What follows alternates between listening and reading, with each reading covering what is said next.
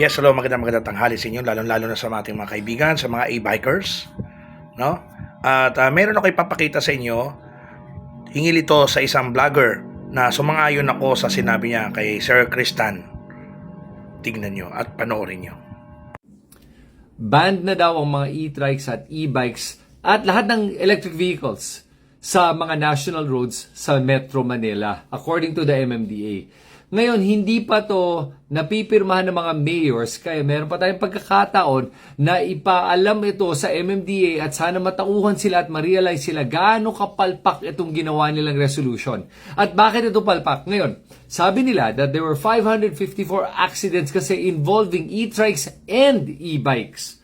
And they also said na maraming mga senior citizens at mga minor de edad na nagmamaneho nito mga e-trikes at e-bikes na hindi marunong ng mga batas trapiko kaya nagkakaroon ng mga aksidente. Okay, first of all, ano ba talaga ang tinutukoy nyo dito?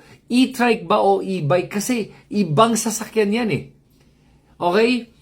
Think about this ha. Sinabi nga nila na nagtataka daw sila bakit nagagalit daw yung mga tao sa gagawin nilang resolution kasi meron naman existing resolution ng mga tricycle na bawal sa national roads. Alam mo ba kung bakit nagko-complain ng mga tao? Kasi dinamay nyo ang e-bikes.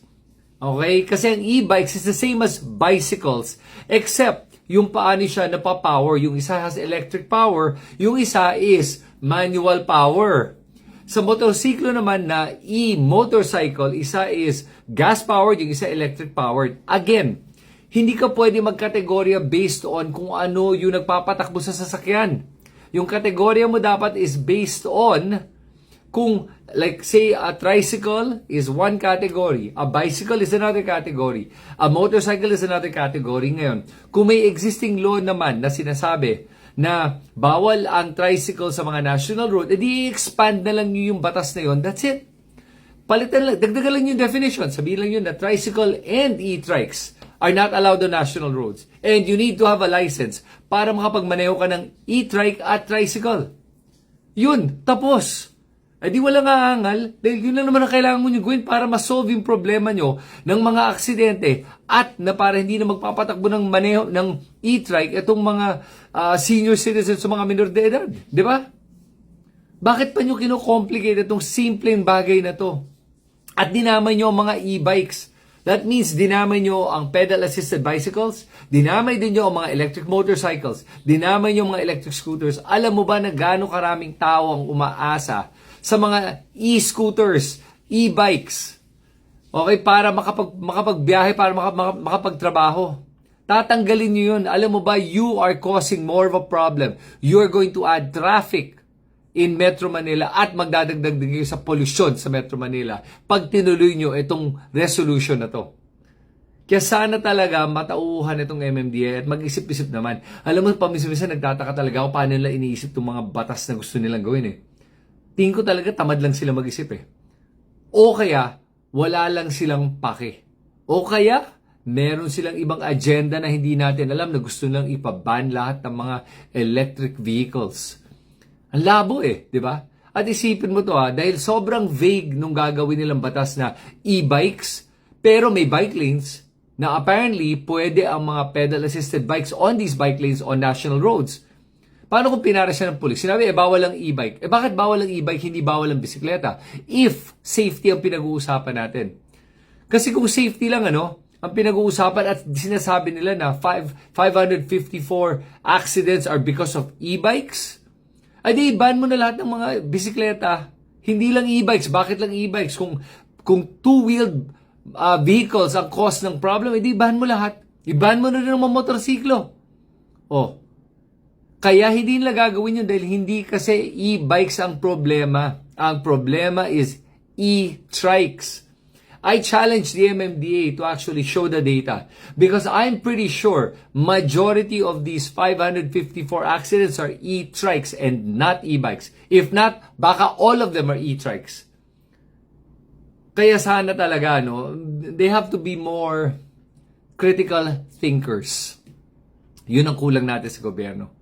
At sana makatulong to para magbago yun. Kaya ano tingin nyo? Agree ba kayo? Disagree sa pagbaba ng mga e-bikes kasama ng e-trikes? At tingin nyo tama ba yung point ko? O meron ba kayo ibang punto na gusto nyo paalam sa akin? Alright? I'd love to hear from all of you. Kristan, magkita tayo muli sa aking susunod na video. Yun. At narinig nyo ang sinabi ni Sir. Sumasangayon ako sa kanya. Alam mo ito, nagugat yan sa ano eh. May isang vlogger din na nagpi-feeling magaling din siya. Parang ano eh, ang naalala ko, e-bike siya ng e-bike. E-bike. Hari ng daanan ngayon. Di ba parang ganun ang dating niya? Hindi ko lang matandaan, parang may TA yung kanyang huli. Pero, ay pinapakita naman niya, e-trike. Saan ka ba? Nagbablog? Hindi niya alam kung ano yung binablog niya, kung e-trike, kung e-bike. Ang layo naman sa e-trike sa e-bike. No? Tungkol naman doon sa sinabi kanina ni Sir, o nga naman, marami kayong tatamaan na mga e-bikers. Hindi naman lahat ng e-bikers mga walang moto. Meron din ng mga magagaling diyan. Pati basic lane, di ba? Meron tayong tinatawag na daanan ng mga bisikleta. Pati sila idamay niyo na. Ay pagbawal na rin sila doon sa daanan na 'yon. Ba't yung pa nilagyan ng ganun kung bawal pala ang e-bike? Di ba? Una sa lahat, ang e-bike nakakamura, eco-friendly. Hindi talaga to walang gasolina, walang amoy, wala kayong diyan. Eco-friendly yan. Nagtataka naman ako sa inyo, ba't pinanggigigilan nyo yung e-bike? No? Tsaka, kung talagang mamabatas kayo, ba't kayo pumayag na nagkaroon ng e-bike sa Pilipinas? Bakit kayo pumayag na magbenta sila rito? Simple lang naman ho yan eh. Noon pa lang sana, ipinagbawal nyo na nang hindi na nakabili yung mamamayan. Alam mo ba, ang laki ng tulong ng e-bike? No, ang laki ng tulong ng e-bike kasi makakapasok sila ng maayos o less bawas sa di ba? Nagtataka lang kami sa iyo, ano naman yung problema na yan. Dapat pinag-aralan muna yan. Hindi ka agad-agad inamyendahan.